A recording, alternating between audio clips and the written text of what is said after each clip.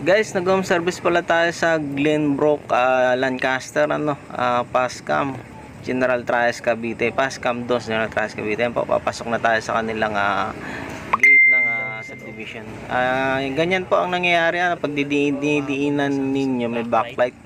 Para siyang puti na nagpa-flash, yun. Ibig sabihin po may backlight. Ganyan rin po ba nangyayari sa mga TV niyo, sa mga mga sir?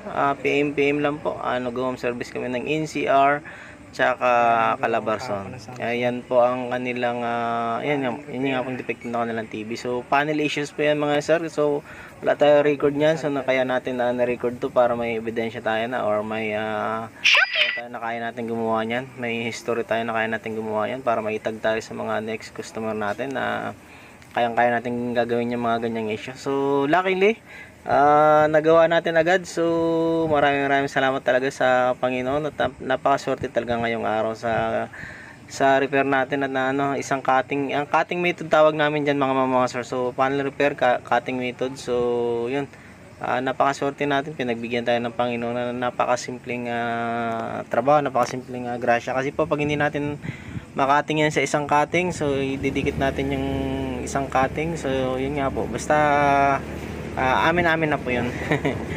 Sa napakahirap po yan i-DIY.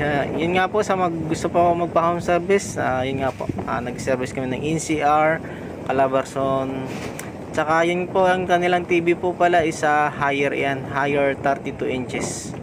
Yun po, maraming salamat po sa panonood. Thank you po. God bless us.